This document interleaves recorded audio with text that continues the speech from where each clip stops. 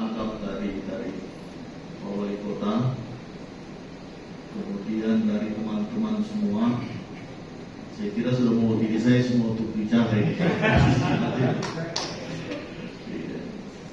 Dan hampir habis semua materi. Tetapi seorang yang lahir besar dan pernah diberikan amanah, saya kira banyak hal yang mungkin perlu kita saling mengingatkan bagaimana kita ingin memajukan daerah kita yang sementara kita bicarakan terkait dengan visi misi untuk ke depan. Tahun depan kita akan melewati atau menyelesaikan RPJP tahun 2005-2024 ya, 25. Dan kita akan masuk pada RPJP 2025-2045 tahun emas. Indonesia sudah menetapkan visi, yaitu di tahun emas kita, Indonesia akan menjadi negara Nusantara yang berdaulat, maju dan berkelanjutan. Itu visi. Kita sebagai bagian daripada itu, kita berada di mana? Jangan gitu. Kalau ekor yang saya tangkap tadi, Pak Wali Kota sedikit dalam makna daripada bahwa kita ini daerah maritim. Pembicara pertama yang saya tangkap juga tadi selalu mendorong bahwa penguatan kita pada maritim. Saya kira untuk kita yang ada di sini sangat setuju untuk kita bicara tentang maritim. Tetapi kita dibatasi oleh berbagai pandangan, paradigma dan kebijakan, dan tentu terkait dengan bagaimana pihak-pihak memposisikan kita. Oleh sebab itu mungkin saya mengajak pada kita semua, karena ini belum final, ya, kita kembali ke sejarah panjang kita. Sejarah panjang kita, catatan-catatannya saja, kita ini jalur rempah, ya kan? Kita pernah menjadi suatu bangsa dengan 38 sultan, 6 raja.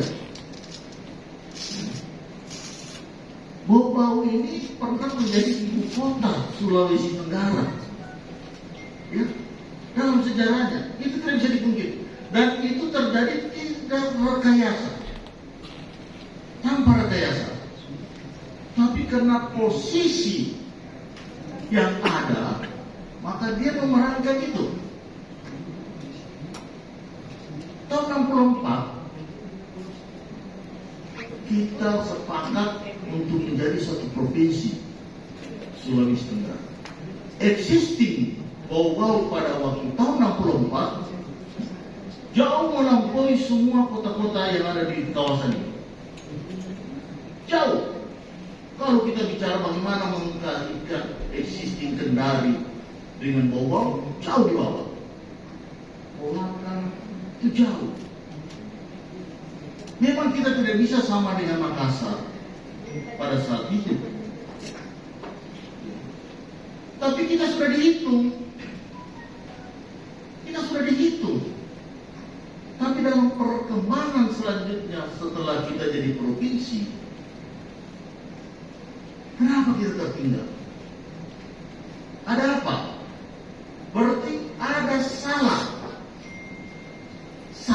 dari kita sendiri, salah dari orang lain memposisikan kita, juga salah kita mungkin memberikan informasi dan data tentang itu.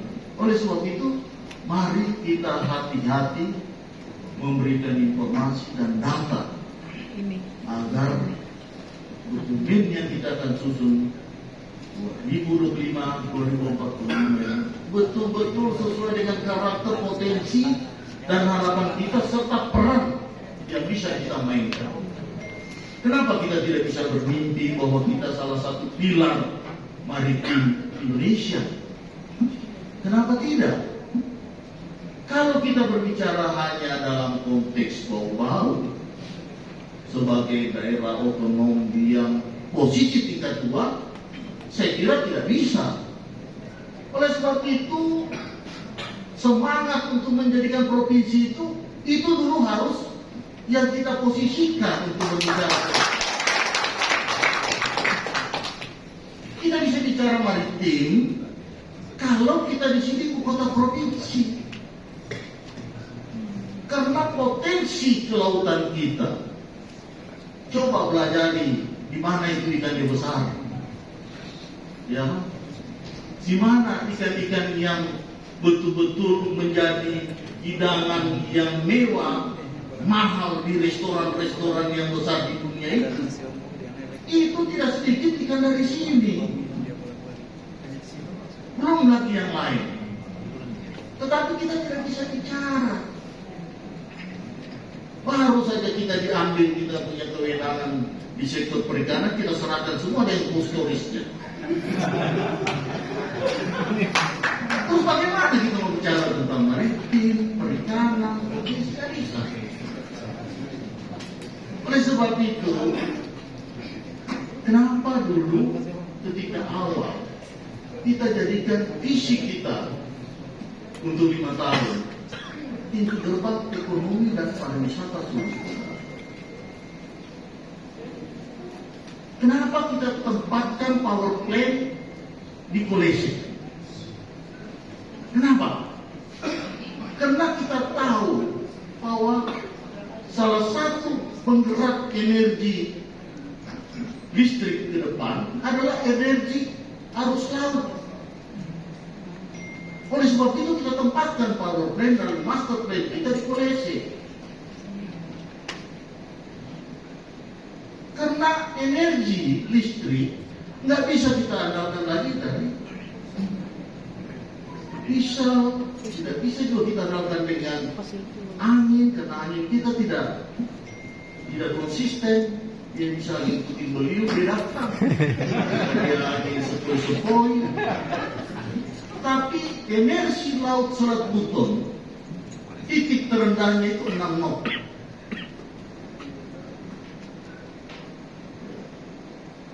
Itu kita tempatkan di sana. Terus kenapa baru rumah kita jadikan kota mandiri? Oleh sebab itu mungkin pihak-pihak yang sebentar menyusun ini tolong prediksi penduduk bau-bau itu untuk sampai tahun 2045 itu berapa? Kalau 200 lebih, saya tidak percaya dia 200. Iya. Betul. Kenapa kita dulu dengan berbagai tantangan kita jadikan kota Bogor ini bertingkat untuk memasarkan dan kita mulai dari paling mata? Karena kita melihat kira-kira penduduk kita umur 15 tahun ke bawah pada waktu itu besar. 10 tahun akan datang dia menjadi pengantin baru. Di mana dia tinggal? Apakah dia mau mengulangi kasus Tomba? Apakah dia mau mengulangi kasus Bone-Bone? Kasus Wameo?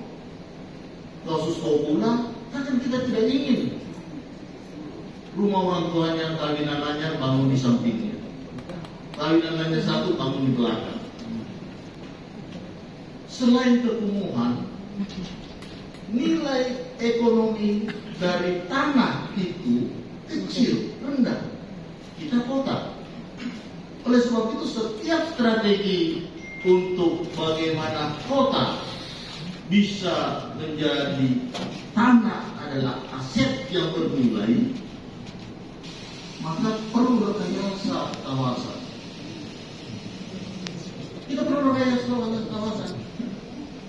Kenapa kita bangun Kenapa kita bangun Kota Mara yang belum kita selesaikan, dan mungkin siapa yang jadi wali kota ke depan, selesaikan bagaimana bone-bone itu untuk lebih baik daripada Kota Mara. Belum tentu lagi. Karena data menunjukkan bahwa Pantai Gamali Kota Mara dia menghidupkan berapa manusia kota di dalam kita untuk, kalau tadi dikemukakan bahwa pariwisata kalau kita jadikan salah satu isu, ya bukan saja dia perhotelan, tapi kuliner. Cuma sayangnya kita tidak jaga kembali dengan Kota Mara untuk berbasis kuliner. Kita tidak pernah hitung kenapa Pantai Gamali dulu, karena kalau sudah siang harus kosong semua, tidak boleh ada bangunan permanen. Kenapa? Kita ingin dia rapi. Yang datang makan di sini jangan orang bau-bau. Kalau orang bau-bau secara ekonomi, saya penjual, Pak Nasruddin pembeli, dia beli makanan saya, kita hitung total bau-bau masih tetap. Kita putar-putar di situ saja. Oleh sebab itu kita desain itu supaya semua orang datang di bau-bau, gatal kakinya kalau dia tidak pergi cicipi makanan di Pantai Gamali, sehingga uang itu masuk. Itu dia punya konsep. Sama konsep di bisa ini bicara supaya mungkin bisa menjadi ilustrasi dalam perencanaan ke depan. Coba lihat itu di pasar yang di stadion. Kan yang lainnya hidup, yang lainnya mati. Kenapa? Karena yang tadinya kita siapkan ruang parkir dijadikan ruang jualan. Sehingga orang yang punya mobil tidak berani datang makan. Apalagi kalau mobilnya belum lunas. Anda mau parkir di mana? Sehingga datang di situ ke jalan kaki, kita tuh kapasitas belanjanya sekian. Oleh sebab itu merencanakan kawasan, hitung siapa konsumennya. Kalau dia datang bawa mobil, dia mungkin bisa 5 orang. Gengsi kalau dia belanja 100.000. Kalau memang ada tingkat permintaan tempat, rencanakan kawasan baru untuk masyarakat kita. Itu mungkin ilustrasi dari bagaimana kita ingin menjadikan bau-bau ini dulu untuk jadi. Jadi untuk 2025, 2045 target utamanya ketika awal selesai ini nanti menjadi provinsi. Itu harus dikerjakan agar konsep maritim itu bermanfaat. Yang berikut, memang di dalam otonomi daerah kita tidak punya kewenangan dalam 5 hal: hukum dan pertahanan keamanan. Tetapi sebagai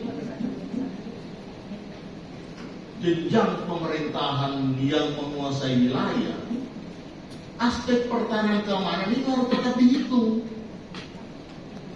Bagaimana ruang-ruang pertahanan keamanan yang harus kita cadangkan, harus kita siapkan.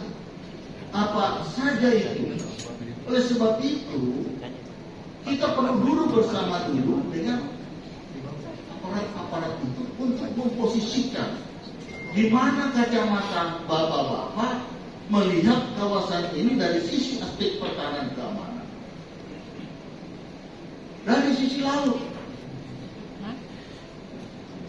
di mana pangkalan-pangkalan angkatan laut yang bisa mengawasi LT3? Ya.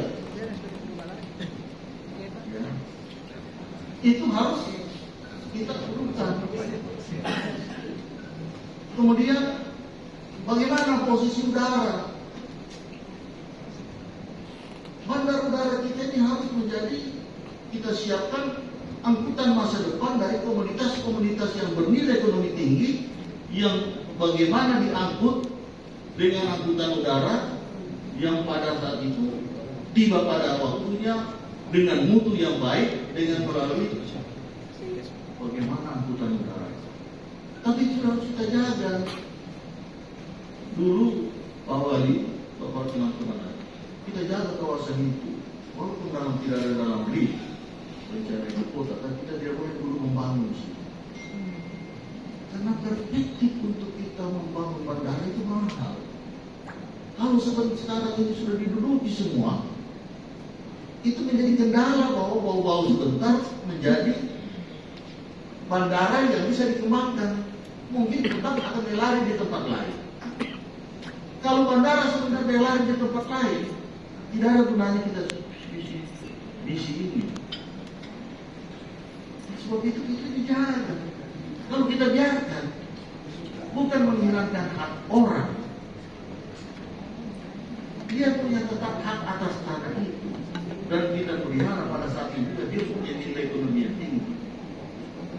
Tapi kalau dia sudah menjadi kawasan terbangun tanpa perencanaan, dia menjadi kendala utama untuk bagaimana Bobo menyiapkan masa depannya dan memerankan masa depannya sebagai dengan visi jangka panjangnya.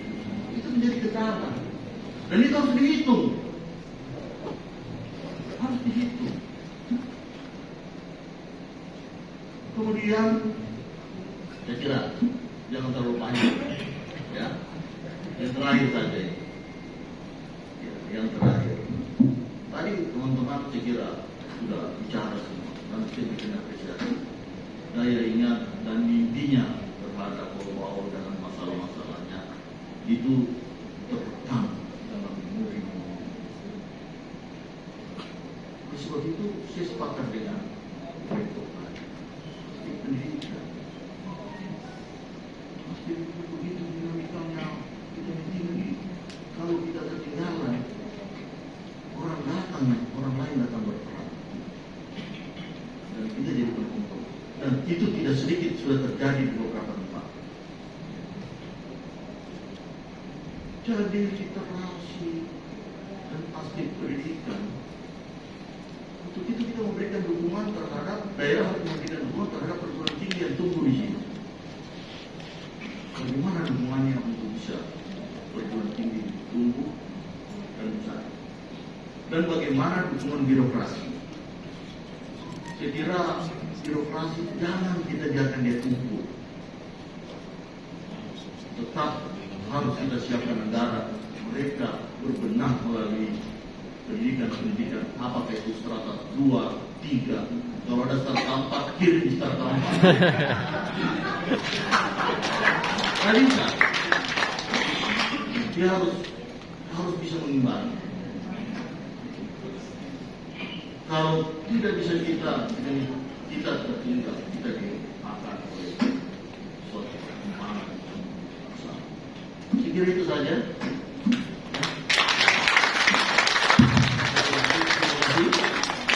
Pak Wali, ya, mudah-mudahan ini bisa menjadi masukan untuk tapi satu itu jangan biarkan kita masuk di RPTP belum kita jadi provinsi. Terima kasih. Ya, terima kasih banyak.